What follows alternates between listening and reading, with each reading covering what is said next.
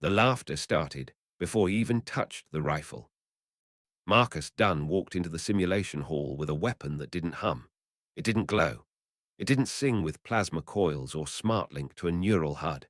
It was just steel, wood, and a box of brass cartridges clinking faintly at his hip. The cadets on the observation deck saw a man in his early 30s, no cybernetics, no reactive gel plates, no exosuit. He looked like he'd been carved from something older than their academy, something that had learned to fight before the galaxy had learned to build convenience. "Your guns need bullets," one of them called down. A Vorkesh cadet, grey taupe carapace catching the overhead lights, three-fingered hands wrapped around a rifle that never ran dry. "That's adorable." The laughter rippled. Not cruel, exactly. The kind of laughter that came from people who had never been wrong about anything important. Marcus didn't look up. He checked the magazine, a curved box of stamped metal loaded with 30 rounds, and slapped it into the well. The sound was sharp, mechanical, final. Commander Arakel watched from the deck's far rail. 237 years old, 11 war cycles.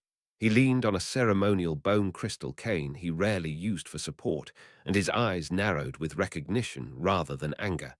He'd seen weapons like this before, not in training, in history. The simulation field came alive. Jagged terrain projections rose from the deck, synthetic rock, thermal vents, drone deployment bunkers. Standard assessment scenario. No cadet had ever cleared it without injury. The academy had trained for convenience, not survival, for generations. Marcus stepped onto the field. The first drone dropped from its bunker at 40 meters. Armored, fast, standard threat. He raised the rifle. The crack split the air like thunder. Not clean, not subtle, not the whisper hiss of a plasma bolt. It was violence made audible, a sound that demanded attention. The drone's sensor cluster exploded. The machine crumpled, momentum carrying it another 3 meters before it died. The laughter stopped. Marcus worked the bolt. The spent casing ejected, spinning, still smoking. It rolled across the deck, and for a moment the whole hall watched it spin. "One," Marcus said under his breath. He moved, not fast, deliberate, each step placed, each breath measured. The second drone emerged from behind a thermal vent, and he fired again, the round punching through its side plating, bouncing internally, finding the power core. The machine went dark. Two. A third drone rose from the left. He pivoted, shouldered the rifle, fired. The recoil jolted his shoulder with a familiar roll, old habit, old damage, old memory. The drone fell. Three. By the time the magazine clicked, empty, 8 drones lay, scattered across the synthetic rock. The metallic clack of the empty magazine hitting the deck echoed in the silence. No one spoke. Marcus ejected the spent box, reached to his hip, slapped a fresh magazine home. The cadets above hadn't moved. One of them, the one who'd laughed first, had dropped his plasma rifle, not on purpose. He simply couldn't hold it anymore. His hands were shaking. "That was one magazine," Arakel said. His voice was quiet. It carried anyway. The simulation computer hesitated. Its protocols had no category for what it was witnessing. "Phase 2 activated," the system announced. "Extended threat simulation, 50-plus units. Live ammunition authorized." The terrain shifted. Smoke grenades hissed from hidden ports, thick grey fog swallowing the field. Drones upgraded, heavier armor, thermal targeting, swarm coordination. They moved as one, a wall of metal and sensors, firepower enough to pin a squad. Marcus didn't hesitate. He pulled a smoke grenade of his own, old human tech, chemical not digital, and rolled it behind a rock outcropping. The fog doubled, thickening into something the thermal sensors couldn't parse. Then he moved through it. One shot, movement, 2 shots, silence, footsteps, then more gunfire. The sound of the rifle cracked again and again, each report separated by the precise rhythm of a man who had learned to count rounds because running out meant dying. 20 drones disabled. then 17, then 13. A cadet on the observation deck whispered something in Vorkesh. The translation didn't matter. The tone did. It was the sound of a doctrine cracking. The final drone fell at Marcus's feet, its chassis smoking, a single hole through its central processor. He stood in the wreckage, breathing hard, a thin burn wound seared across his left arm where a near miss had kissed him. He knelt slowly and began collecting his spent magazines. As he picked up the last one, still warm, the simulation scanner blinked. Final count, 58 drones neutralized, 0 injuries beyond superficial. Efficiency rating, 94%. The chime sounded. The arena doors didn't open for a full minute. Not because the simulation was slow to shut down, because no one had moved to exit. Arakel descended the stairs. He didn't speak. He bent down, picked up one of the discarded brass casings and turned it in his palm. The metal was still warm, still scuffed from chambering, still carrying the faint, sharp smell of cordite. Brass and lead, he said finally. No seeking algorithm, no fusion coil, no guided charge. Marcus looked up. His face was calm. Tired, maybe, but calm. You don't need fancy if you're accurate. The cadets filed out slowly, talking in low tones.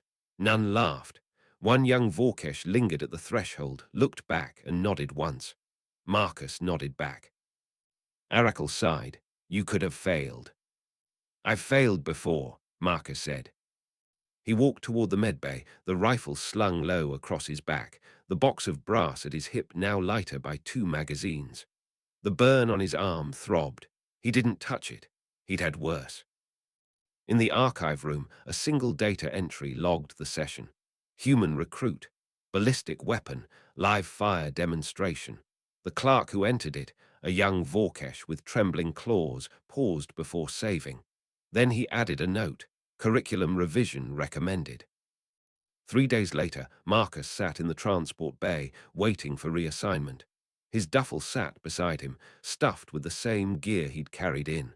The Academy had offered him reactive gel plates, a neural HUD, a smart-linked energy rifle with infinite charge. He'd declined all of it. You made every round count, Arakel said, appearing in the bay's doorway. The bone crystal cane tapped once against the frame. Most of them don't understand what that means. They have infinite charge packs. Their weapons forgive waste. Marcus looked at his hands. Old scars, old calluses. War doesn't. Arakel reached into his coat. His 3-fingered hand emerged holding something small and golden. The spent casing from the simulation floor. He held it out. They'll forget the simulation, Arakel said. The dust, the drones, even the wounds. He closed Marcus's fingers over the brass. But they'll remember the sound, that first shot. Marcus closed his fist around it. Warm, spent, undeniable. Bullets are cheap, he said. Mistakes aren't. The transport hummed to life. Lani's 12 waited. An undocumented moon facility where the real training would begin, where cadets who had watched a single magazine empty a squad would learn what scarcity taught all soldiers, that every shot was a choice, and choices had weight. Marcus boarded. The brass casing stayed in his pocket. The ship lifted off. The Academy fell away behind them, its lights bright and uncomprehending in the dark. Lani's 12 had no atmosphere to speak of. The base sat in a crater, walls carved from grey rock, windows facing a sky that was black even at midday. Marcus stepped off the transport into a hangar where the air tasted of metal and recycled coolant. A young Vorkesh waited, carapace dull with dust, clutching a tablet with claws that clicked against the screen. You're the bullet instructor, the cadet said. Not a question. A statement that sounded like hope and doubt mixed together. Marcus, he said. Call me Marcus. The cadet's name was Veth.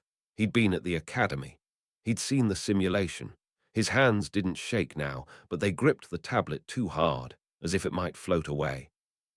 The training floor was smaller than the Academy's simulation hall.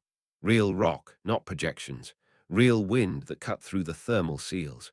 Marcus set his duffel down and pulled out the rifle. Veth watched him check the action, work the bolt, count the rounds in the magazine. 30, same as always. How many charge packs do you carry? Marcus asked. Veth touched the rifle at his back. 1, it lasts for months. How many shots do you fire in training? Thousands per session. How many hit? Veth's mandibles clicked. That was the question, wasn't it? The academy had taught volume, suppression, fire until the target stopped moving. Marcus had seen the scores, accuracy in the low 30s, but with infinite ammunition, accuracy didn't matter. Today, Marcus said, you get 1 magazine, 30 rounds. You make each one matter. The first session was chaos. Cadets who had never felt recoil flinched when the rifle kicked. Cadets who had never counted ammunition fired 3 shots at the same target and watched the first 2 go wide. The sound of the ballistic rounds, sharp, physical, demanding, filled the hangar and spilled out into the crater. Marcus walked among them. He didn't shout. He corrected stances with a hand on a shoulder, adjusted grips with a quiet word. Tighter to the body. The rifle is part of you, not a tool you hold. He showed them how to breathe, how to let the trigger break without anticipation, how to read the wind by watching dust. By the end of the first week, no one flinched. By the end of the second, they were hitting targets without assistive optics. Just iron sights. Just eyes and judgment, and the hard-won knowledge that missing meant reloading, and reloading meant time, and time in combat meant dying. Veth improved fastest. He'd been the one with the shaking hands. Now he placed shots with a deliberation that bordered on reverence. Marcus watched him one afternoon, the young Vorkesh kneeling in the grey dust, counting under his breath as he fired. 1, 2, 3. Each round found the center ring. You're counting, Marcus said. Veth ejected a magazine, caught it, slapped a fresh one home. The motion was smooth now, practiced. You do it, I heard you, in the simulation. Old habit. Why? Marcus looked at the target, the neat cluster of holes. Because when you know exactly how many you have left, you know exactly how many mistakes you can still make. Veth was quiet for a moment. Then he said, how many mistakes did you make before? Marcus didn't answer. He checked his watch, analog scratched, the hands moving in silent ticks, and called the session done. The third week brought trouble. A transport arrived from the academy carrying a review officer. Commander Trell, Vorkesh, older than Arakle but softer. He'd never logged a war cycle. His claws were manicured. His cane was for show, not support. He watched the training session from the hangar's upper rail, his expression unreadable. Afterward, he summoned Marcus to the base commander's office. The room was too warm, the air thick with the smell of polished stone and authority. Your methods are unorthodox, Trell said. They work. Your efficiency ratings are impressive. On paper, Trell set a tablet down. The screen showed the scores, all green. But you're teaching cadets to rely on ammunition. Finite resources. In the field, resupply is never guaranteed. You're building dependency on something that runs out. Marcus looked at him. Your cadets already depend on something that runs out. Charge packs fail. Fusion coils crack. Neural HUDs glitch in EMP fields. He leaned forward. I'm teaching them what still works when everything else fails. Trell's mandibles tightened. The Galactic Academy has trained soldiers for 200 cycles. Our doctrine has held. Your doctrine has never been tested, Marcus said. The silence stretched. Trell stood, moved to the window, looked out at the crater where cadets were cleaning rifles in the grey light. Commander Arakle supports your assignment. Unofficially. Officially, the training command has concerns. You're to be evaluated. A live deployment scenario. Real threat, real stakes. If your cadets perform, you stay. If they fail, the program ends, and you return to Earth. Marcus didn't blink. When? 2 weeks. Trell left on the next transport. Marcus stood in the office for a long moment, the analog watch ticking on his wrist, the sound small and stubborn in the quiet. Then he walked to the training floor. Veth was waiting. So were the others. 2 dozen cadets now, Vorkesh and 2 other species, all carrying ballistic rifles, all counting rounds under their breath. They looked at him with something that wasn't quite hope anymore. It was expectation. Trust, maybe, the kind that weighed. 2 weeks, Marcus said. Live deployment. You'll be tested. No one spoke. The wind howled against the hangar doors.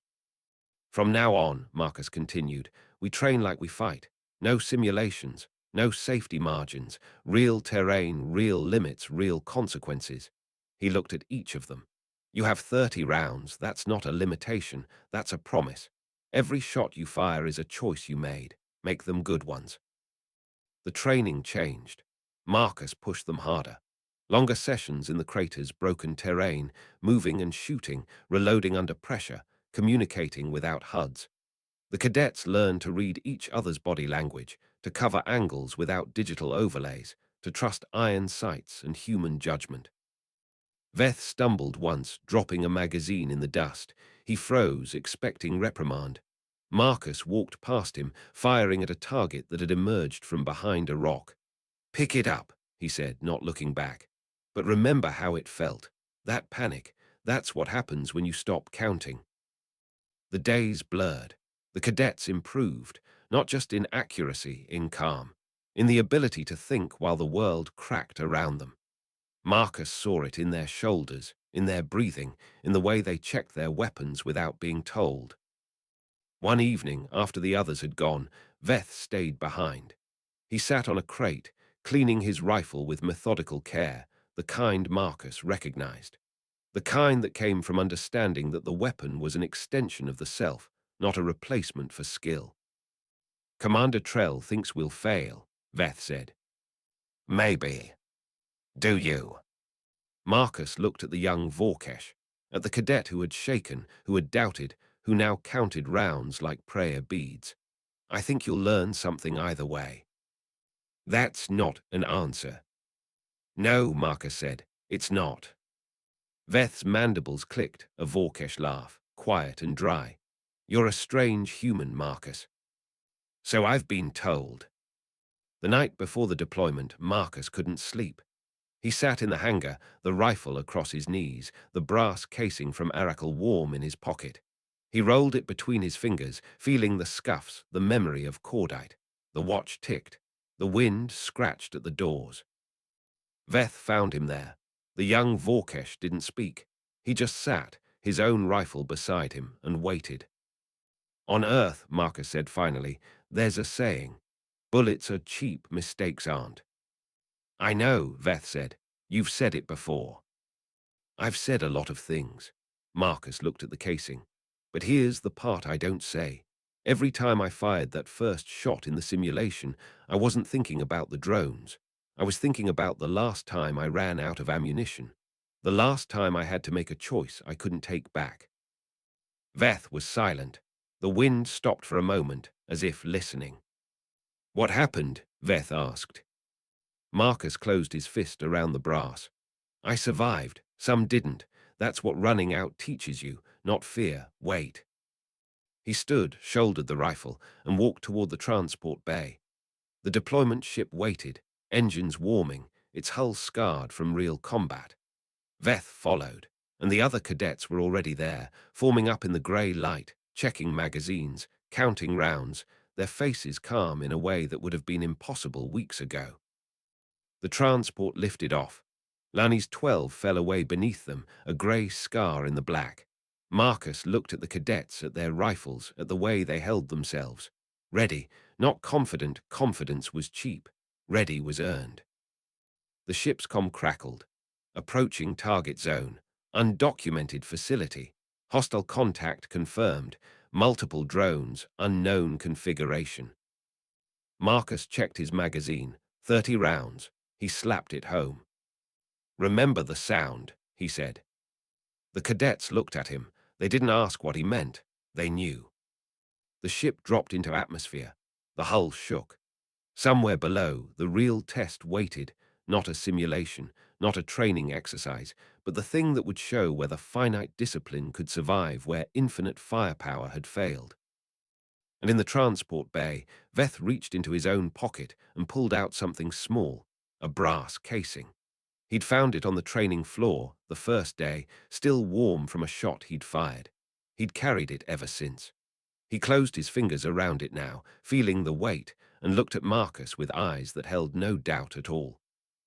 The ship shuddered, the doors prepared to open. Outside, the dark was waiting. The doors screamed open. Wind tore through the bay, thick with ash and the smell of burning metal. Marcus grabbed the rail and looked down at a landscape that had been a facility once. Now it was a crater full of twisted hulls and drone wreckage, the ground still glowing from recent plasma fire. "Move," he shouted.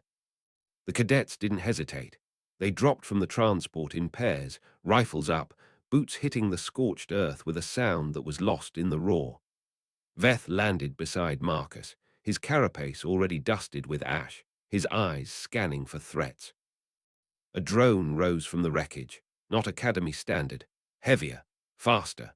Its armor was scarred, battle-tested, nothing like the clean machines they'd trained on. Marcus fired. One shot. The round punched through a joint in the armor, and the drone spasmed, dropped, died. The cadets around him spread into the formation he drilled, cover angles, communicate, count your rounds.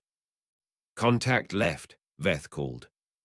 3 more drones emerged from a collapsed hangar. The cadets fired, not in panic, in rhythm. 1 shot assess, 2 shots move.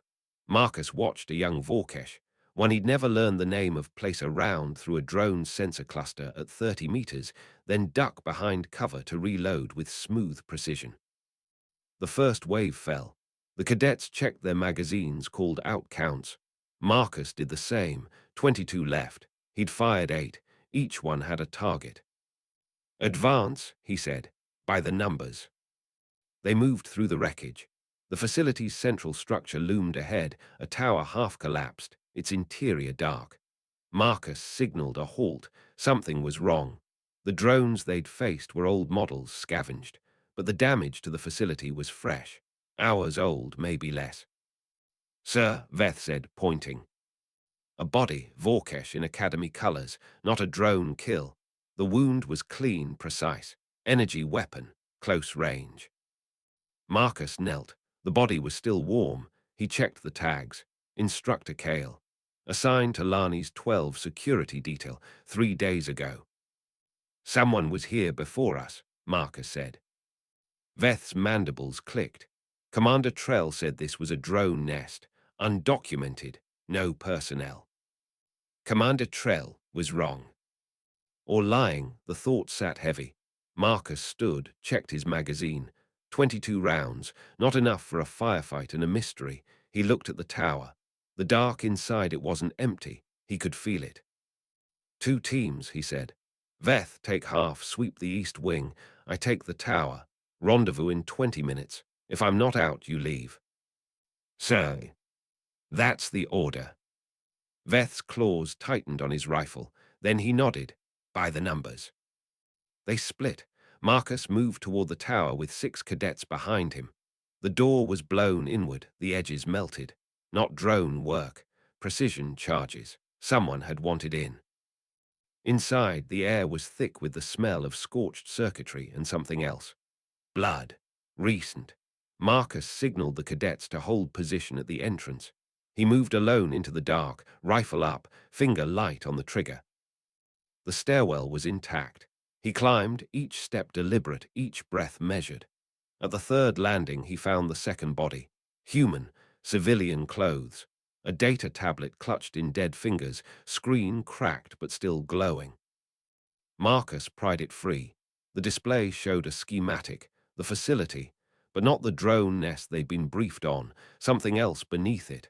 A lab, restricted, the kind of place that didn't appear on any Academy registry.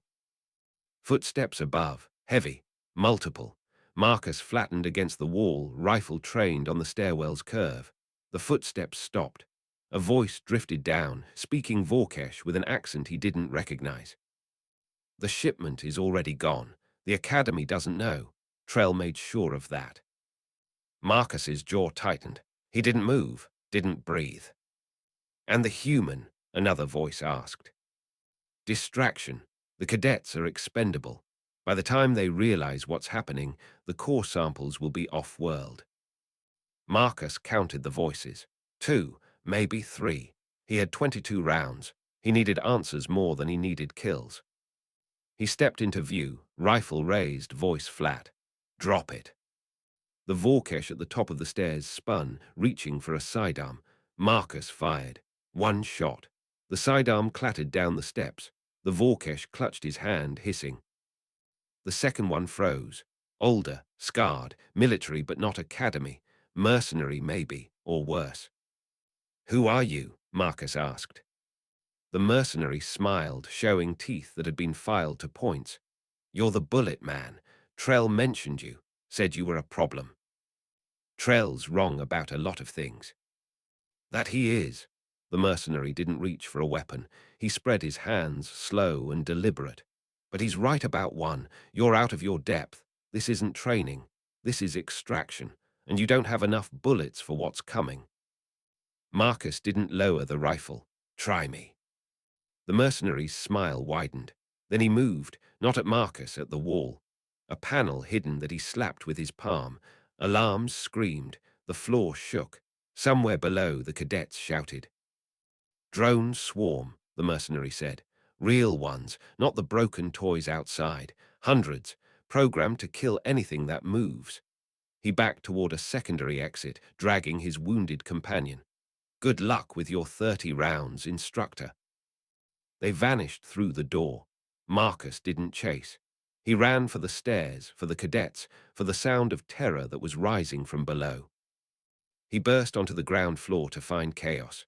Drones poured through the blown door, dozens of them, sleek and new, their armor unmarked, their weapons hot. The cadets were falling back, firing, but the numbers were wrong. Too many, too fast. To the tower, Marcus shouted. Fall back position now. They retreated up the stairs, laying down covering fire. Marcus counted each shot. 19, 18, 17. At the second landing, he stopped, turned, and faced the swarm. Keep moving, he told the cadets. I'll hold them. So, go. They went. Marcus stood alone on the stairs, rifle raised, and began to fire, not fast, precise. Each round found a joint, a sensor, a weak point. Drones fell, clogging the stairwell, but more kept coming. 12 rounds, 10, 8. A drone broke through, leaping over the wreckage. Marcus sidestepped, fired point-blank into its thorax, watched it tumble past him down the stairs. 6 rounds, 5. He backed up another flight. The cadets were at the top now, calling for him. He kept firing. 4, 3, 2. The last drone in the immediate wave fell. The stairwell was choked with metal corpses.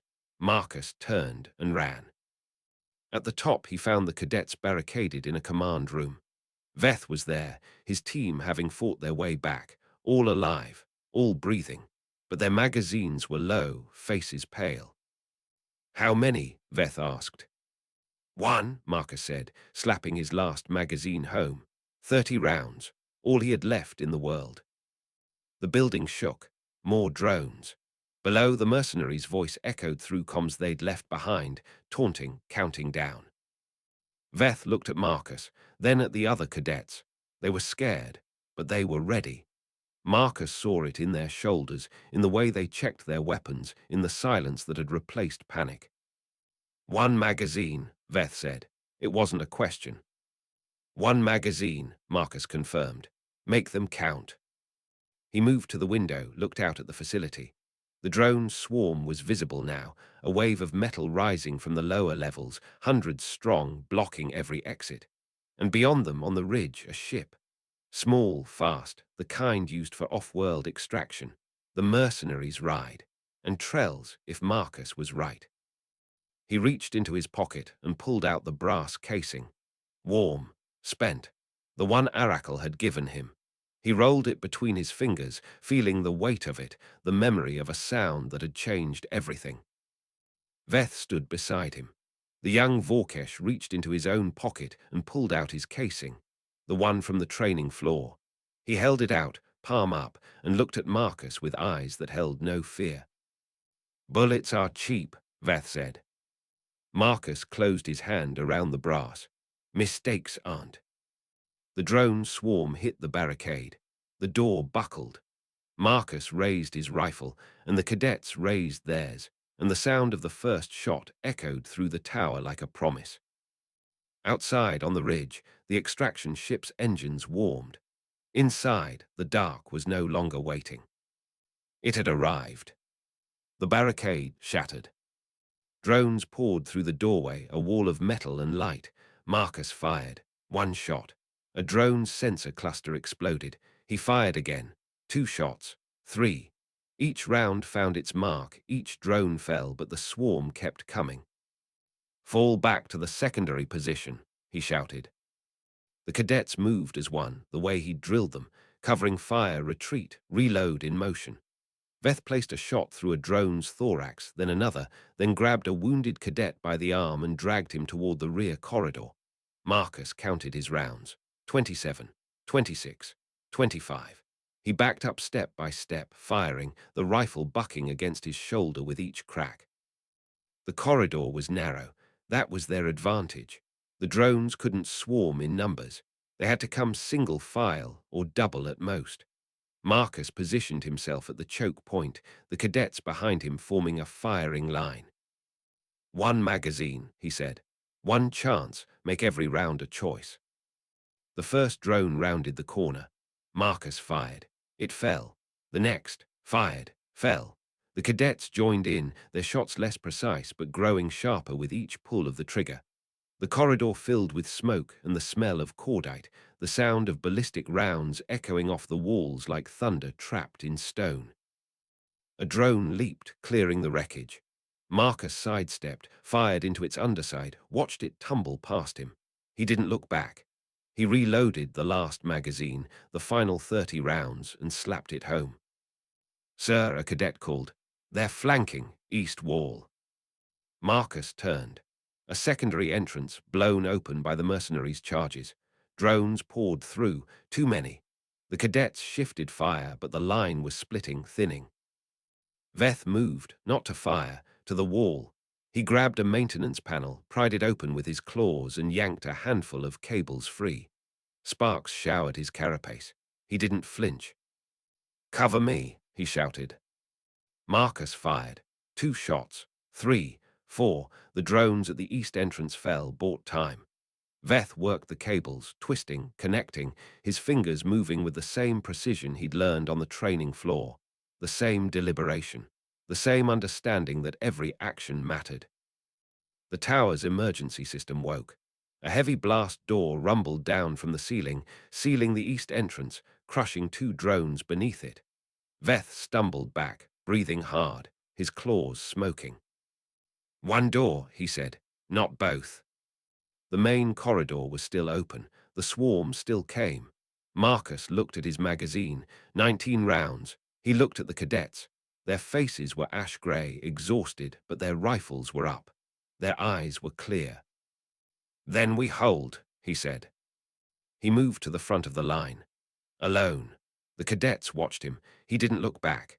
He raised the rifle, felt the familiar weight of it, the old wood and steel, and began to fire.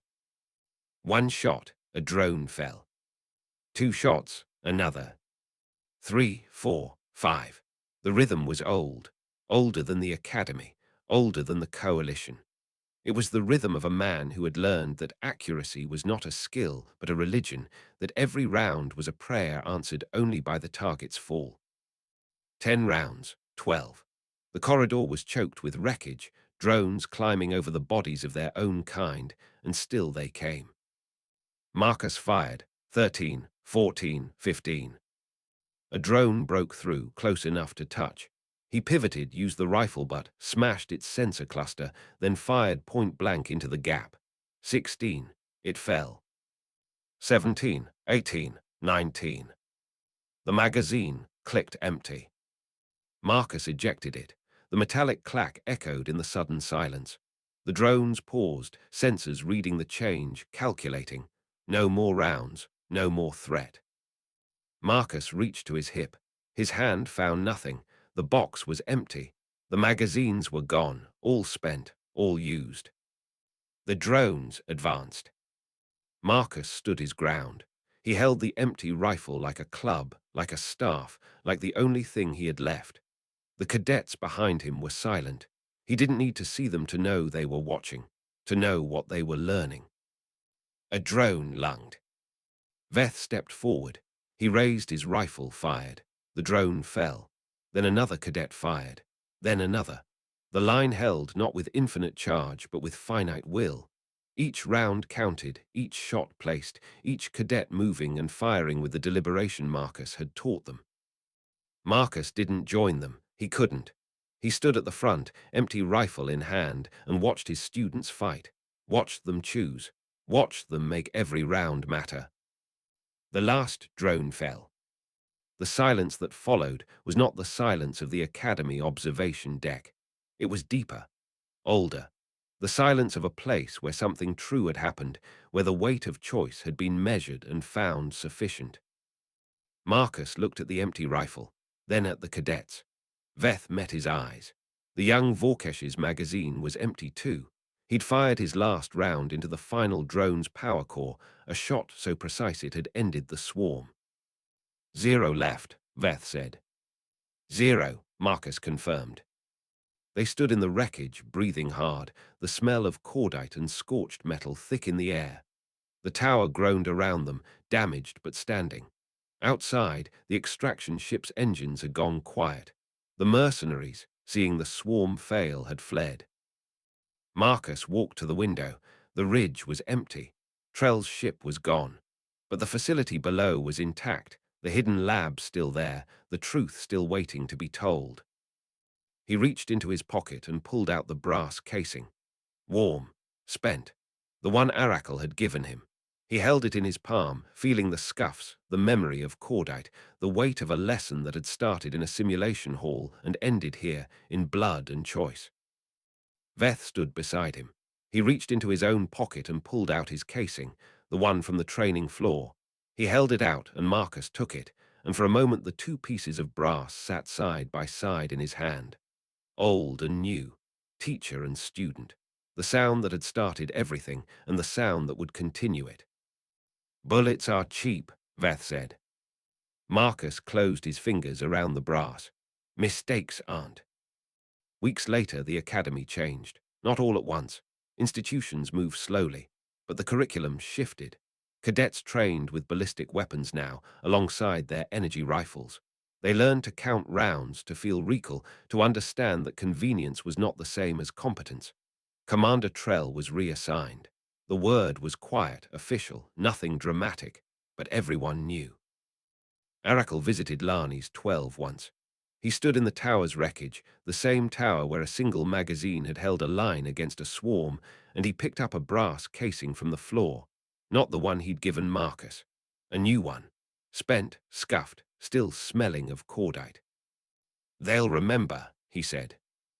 Marcus didn't answer. He was watching the training floor below, where Veth was instructing a new class of cadets. The young Vorkesh moved among them with the same deliberation Marcus had shown, correcting stances with a hand on a shoulder, adjusting grips with a quiet word. The cadets listened. They always listened now. Marcus walked to the transport bay. His duffel sat beside him, lighter than when he'd arrived. He carried no energy rifle, no reactive plates, no neural HUD. Just the rifle, the box of brass, and two casings in his pocket. One old, one new. Veth met him at the door. You're leaving. Earth, Marcus said. Montana, it's been a while. Will you come back? Marcus looked at the young Vorkesh, at the instructor he'd become, at the doctrine that would outlast them both. Maybe, he said, if they need reminding. He boarded the transport. The engines hummed. The base fell away, Lani's 12 shrinking to a grey dot in the black, then nothing at all. Marcus sat by the window, the brass casings in his palm. He didn't roll them. He didn't need to. He knew their weight. He knew what they meant. The sound of the first shot, the silence after the last, everything in between. The ship crossed into the dark. The stars were bright and uncomprehending, the same as always. Marcus closed his eyes. The rifle leaned against the seat beside him, wood and steel, empty now, waiting to be loaded again. In the Academy archive, a new entry appeared. No clerk's note this time. A full revision, curriculum standard. Ballistic doctrine, finite ammunition, accountability training. At the bottom, in Aracle's own hand, a single line. They'll remember the sound. On Earth, in a place with a sky that was blue and gravity that pulled straight down, a man would walk into a quiet house and set two brass casings on a shelf. Side by side. Warm, spent, undeniable. The transport hummed on. The stars didn't answer. They didn't need to.